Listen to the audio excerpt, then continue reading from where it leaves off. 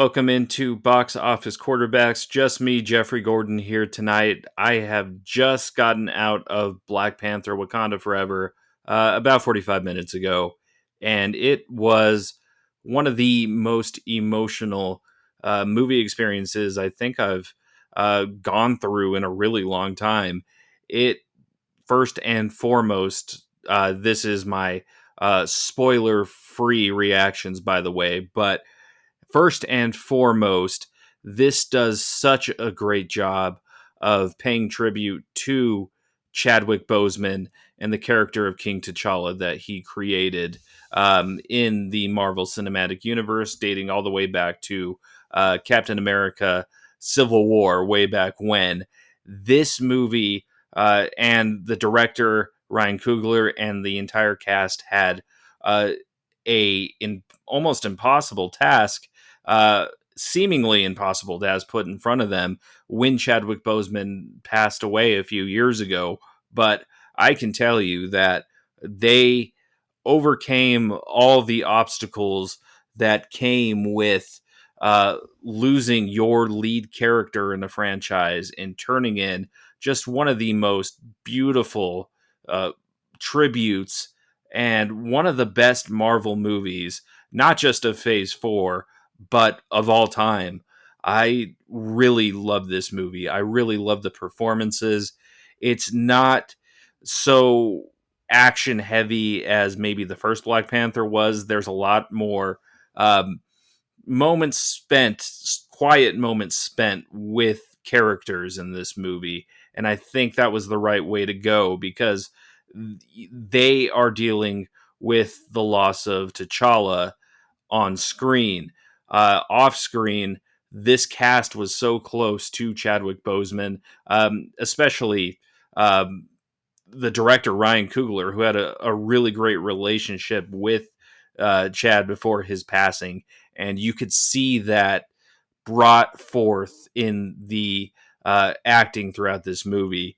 Letitia Wright is the MVP of Wakanda Forever for me. Just does such a great job of putting the movie on her shoulders and really carrying this movie from uh, beginning to end. It's such an emotional ride for sure. I started tearing up about a minute in. That's just how fast it really grips you.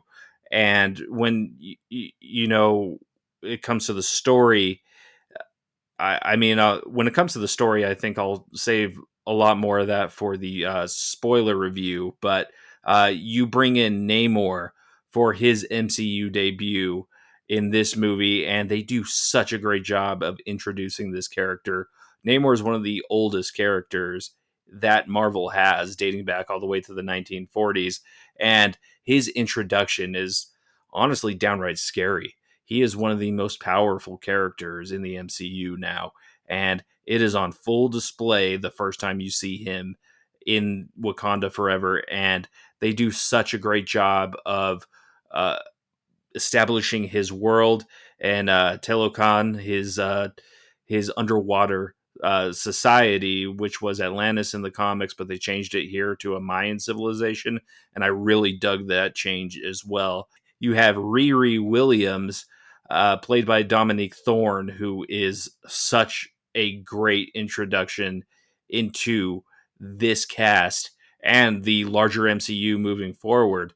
She is Ironheart in the comics, if you didn't know, but her introduction is great. She brings some much needed comic relief to this movie, and that's really important when it comes to kind of breaking up a little bit of the emotional stuff in here, because there's a lot of emotional stuff. So there are moments of levity for sure when it comes to her. And yeah, there's so much I want to say about this movie, but I don't want to get into spoilers until me and the rest of the guys get together to talk about it.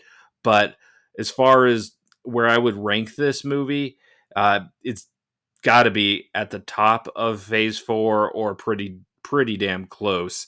I mean, Spider-Man No Way Home was an experience in theaters, and I saw that movie like 3 times on the big screen because I loved it so much. This movie is it's definitely different, but good in, well, like a character driven performance way where it's either going to be one or two for me. But I really got to sleep on it when it comes to these rankings. But so good. It definitely lives up to the first Black Panther, and it's really up for debate if you want to rank it ahead of it. But I mean, I right now like this movie slightly better, and that could just be a knee jerk reaction, but I really love this. I really love the cinematography. I loved all the underwater stuff. I loved everything. And that's just me being super vague about everything, but I think that if you loved the world of Wakanda in any of the movies that we've seen it in, you are definitely going to love Wakanda Forever. But I've said too much already. I don't want to get into spoilers. We will be back in a few days, the full crew, Ahmed, Eric, Gerald, and me, to talk about this long awaited sequel.